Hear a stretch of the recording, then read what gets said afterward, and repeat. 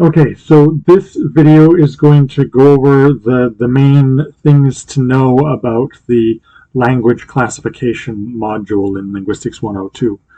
So I'm going to go through each of the sections in the textbook, plus one extra section that I've kind of added other resources because the textbook doesn't talk about it. And I'm going to just sort of touch on the key learning outcome things. You can follow through in the learning outcomes document if you like. So we open with the idea of, if we're classifying languages, we need to be able to distinguish, when do we have separate languages versus varieties of a language. It's a continuum, right? There isn't a clear distinction, but the general test, that's usually used by linguists is mutual intelligibility, right?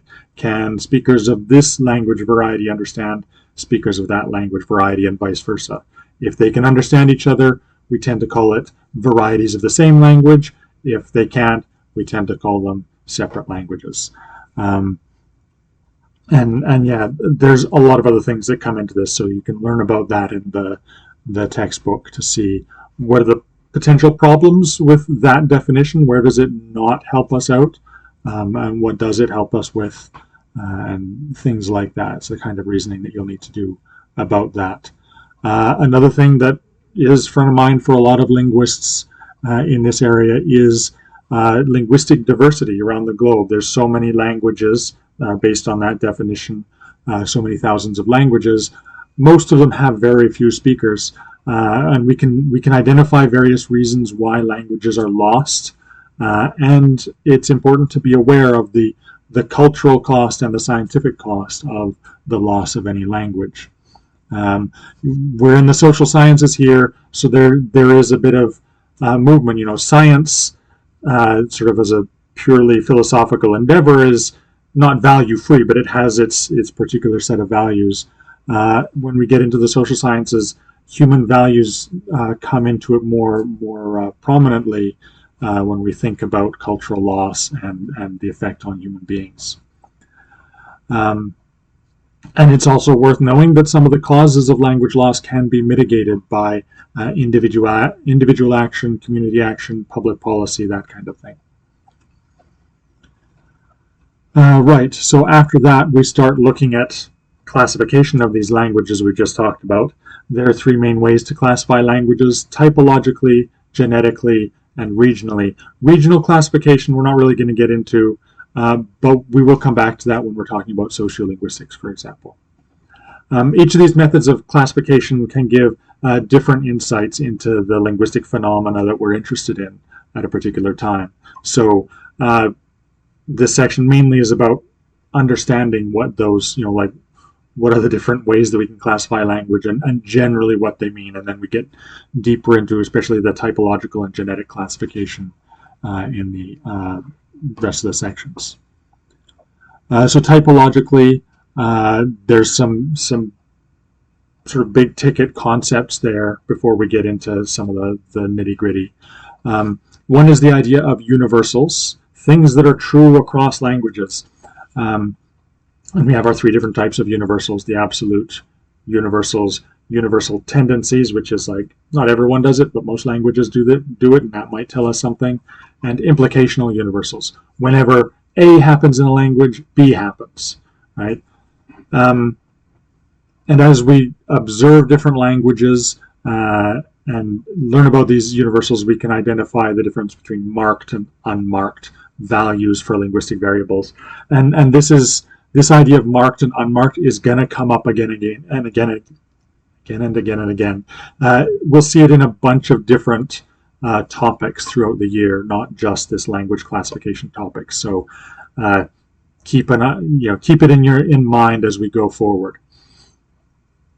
Then we start getting into the details. So typologically, we can classify languages according to their sound system. So we have a section on phonological classification, talking about vowel system, which ones are common, what's uncommon, what's common or not in consonant systems, types of vowels, types of consonants that are common or rare, voicing, suprasegmental systems, tone, stress, that kind of thing, and syllable structures. All of these are used when we're classifying languages phonologically.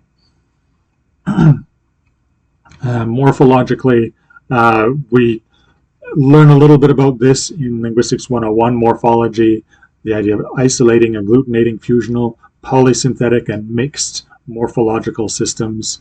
We see a few implicational universals in this section to do with derivation and inflection, suffixes, prefixes, prepositions, postpositions, that sort of thing. Syntactically, the big ticket thing here is the word order, the relative order of subject, object, and verb in a language. There's usually a default, not always. And between those three things, there's 6 possible orders, and we can say things about which ones are more common and what does that tell us about language. Relationship between word order, particularly object and verb order, and the placement of adpositions. Other aspects of word order within different types of phrases. We learn a little bit about this idea of ergative languages, so languages that express certain relationships in one way versus another way. Like I say, this video isn't meant to get into the nitty-gritty and teach you this stuff. I'm just trying to highlight these things. These are all mentioned in the Learning Outcomes document. These are the things that you should be noticing and digging into. I have added a section in the Learning Outcomes on semantic classification. That isn't a section in the textbook, but I think it helps to round things out. In 101, semantics is one of the main modules of linguistic structure that we talk about. I don't have sort of general semantic stuff, but there's a very particular pattern around color terms that I think is worth exposing ourselves to, just to remind ourselves that, yeah, semantics, its meaning, it is structured. It is something that can be analyzed in the way that we analyze other things in linguistics.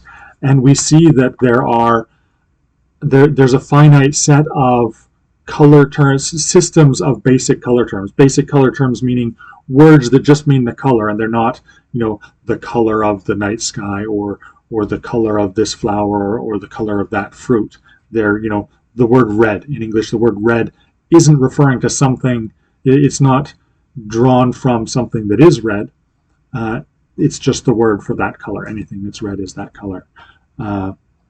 Whereas, say, fuchsia is the name of a flower still in English. So that's where we get that color term. But basic color terms, there's some really interesting patterns there.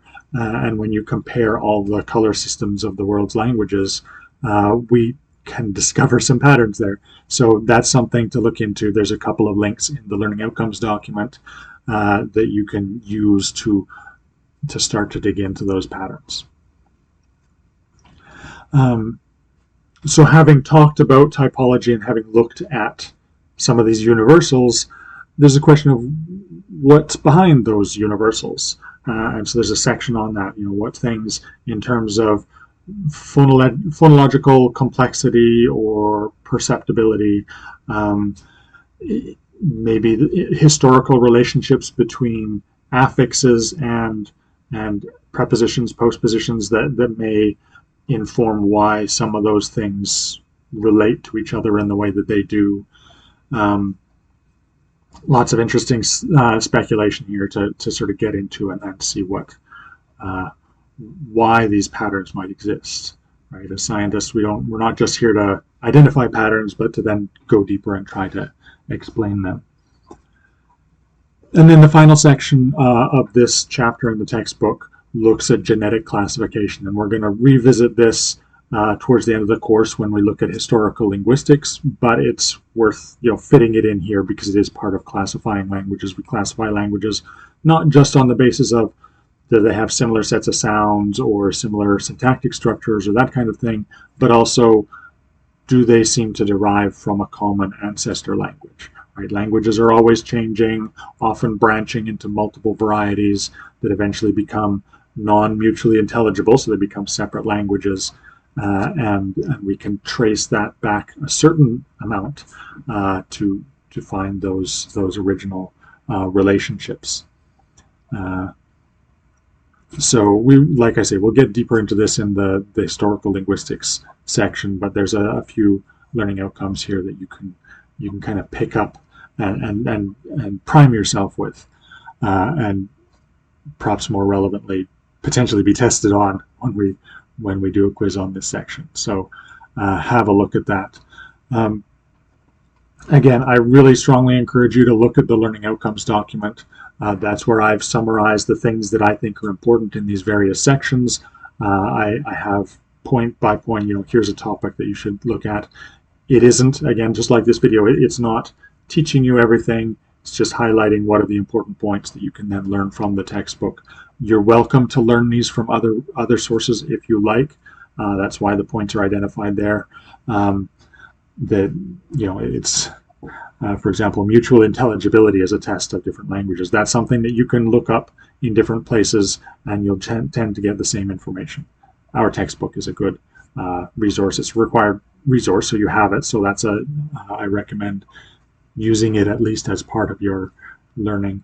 And then the example questions there are they're examples at different levels of difficulty, so I number them based on what I think is sort of the most basic versus the more in-depth.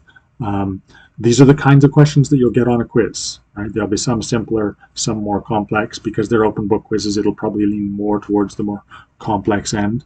But I like to sprinkle in a bit of everything. So try out the practice questions and yeah, have fun with it. Language classification. That's all for this video.